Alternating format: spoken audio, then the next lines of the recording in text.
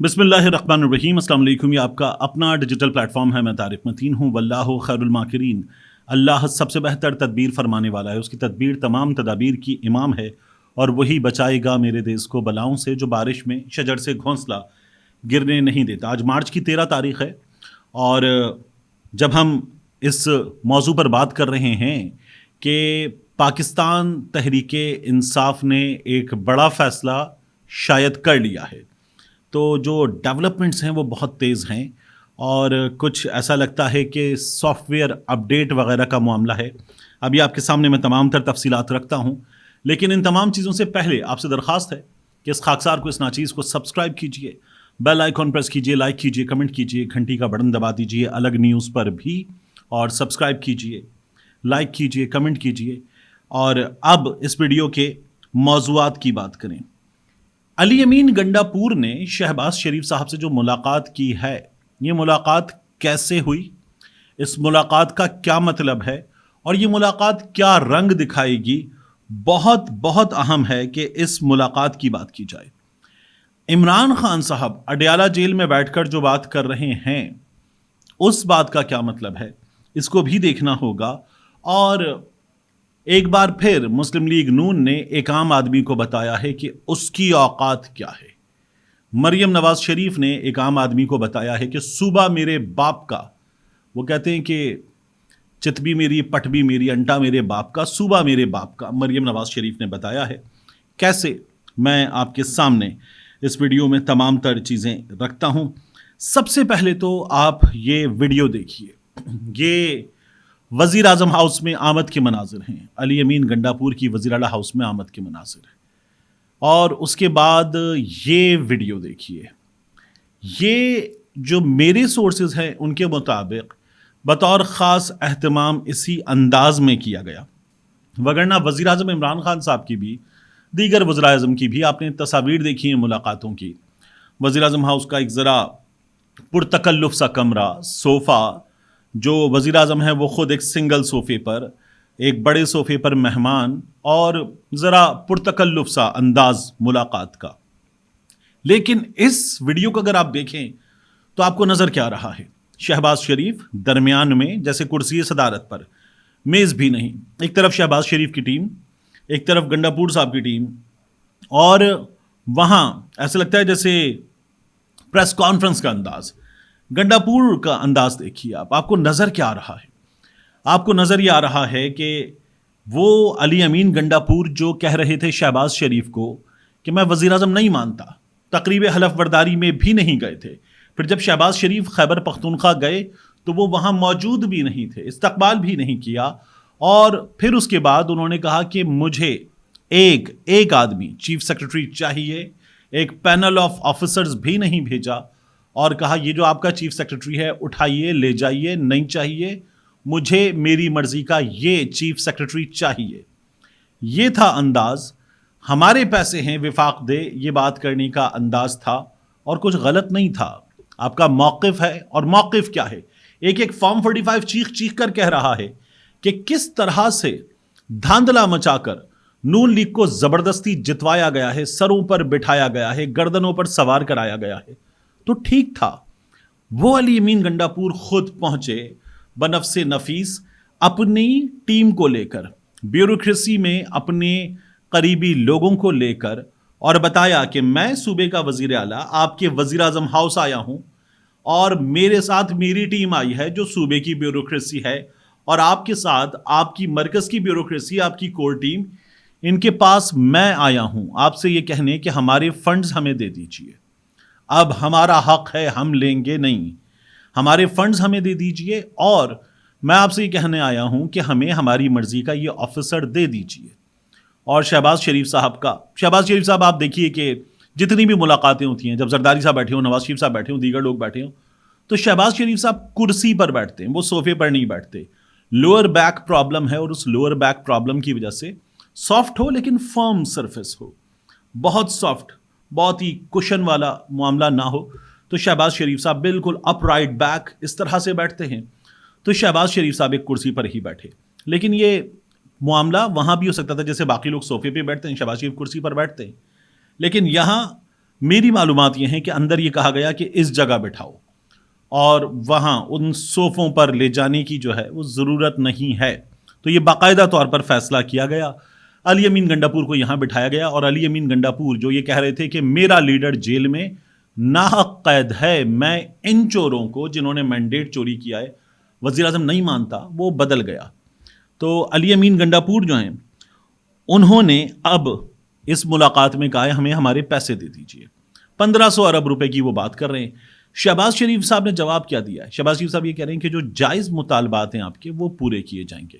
یعنی وہ یہ نہیں کہہ رہے کہ آپ کے 1500 ارب روپے آپ کو واپس مل جائیں گے، وہ کہہ رہے ہیں آپ کے جائز مطالبات پورے کیے جائیں گے، ہمیں ہماری مرضی کا آفیسر دے دیجیے بطور چیف سیکرٹری. شہباز شریف صاحب کہتے ہیں کہ اس پر غور کرتے ہیں، اس سلسلے میں آپ کو جواب دیتے ہیں. تو پاکستان تحریک انصاف جو ایوان میں گرج رہی تھی، برس رہی تھی، قومی اسمبلی میں بھی، پنجاب اسمبلی میں بھی، اس کی ٹون بدلی ہے، اس کا انداز بدلا ہے، اس کا موقف بدلا ہے. بدلے بدلے سے میرے سرکار نظر آتے ہیں. کیوں؟ کہا یہ جا رہا ہے کہ کچھ برف پگھلی ہے، کچھ معاملات پر پاکستان تحریک انصاف سے کہا گیا ہے کہ ٹھیک ہے یہ ڈوز ہیں، یہ ڈونٹس ہیں، اگر آپ یہ کرتے ہیں تو آپ کے ان مطالبات پہ غور کیا جائے گا، لیکن عدالتی لڑائی لڑنے اپنے مینڈیٹ کے لیے، مگر ان چیزوں پر نہیں. شہباز شریف چلا جائے گا اگر آپ کی عدالتی لڑائی کے نتیجے میں، تو ٹھیک ہے چلا جائے، لیکن یہ جو لڑائی آپ اس انداز میں کرنا چاہتے ہیں کہ نہیں مانتا وزیر اعظم، یہ مت کیجئے. اور اب اس پر خبر یہ ہے کہ پاکستان تحریک انصاف کسی حد تک، علی امین گنڈاپور کی حکومت کسی حد تک مان گئی ہے، رام کر لیا گیا ہے. تو علی امین گنڈاپور کی حکومت، پاکستان تحریک انصاف کی حکومت مرکز کو مرکز تسلیم کر چکی ہے.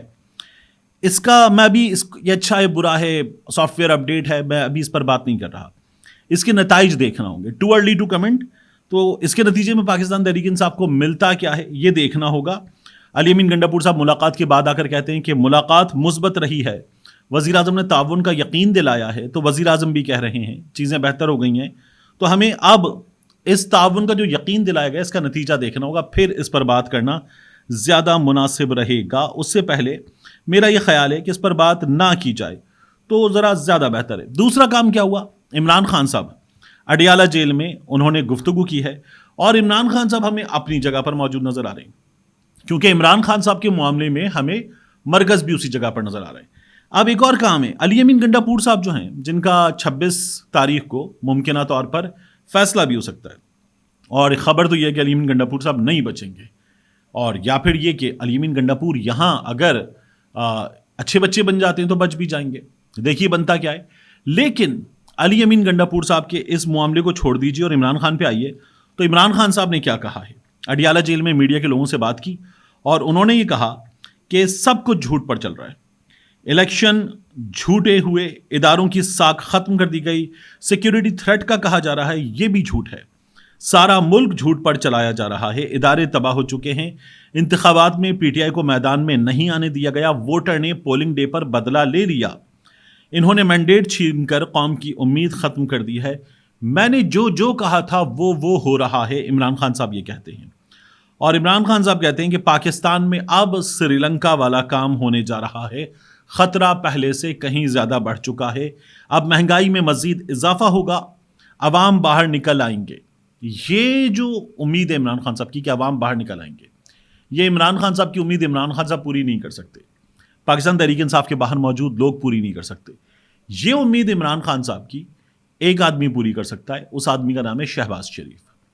جس طرح کی حکومت شہباز شریف چلا رہے ہیں، جس طرح کے ان لوگوں نے کام کیے ہیں، جس طرح کی 16 مہینے ان لوگوں نے حکومت چلائی تھی، تو اگر یہ ایسی ہی حکومت چلائیں گے تو پھر عمران خان کی یہ بات بھی درست ثابت ہو جائے گی. عمران خان صاحب یہ بھی کہتے ہیں کہ کوئی ڈیل کی بات نہیں ہو رہی، وکلا سے بھی ملاقات بند کر دی گئی ہے، الیکشن میں دھاندلی کے خلاف ہمارا پرامن احتجاج کا سلسلہ جاری رہے گا، پاکستان تحریک انصاف احتجاج کرتی رہے گی.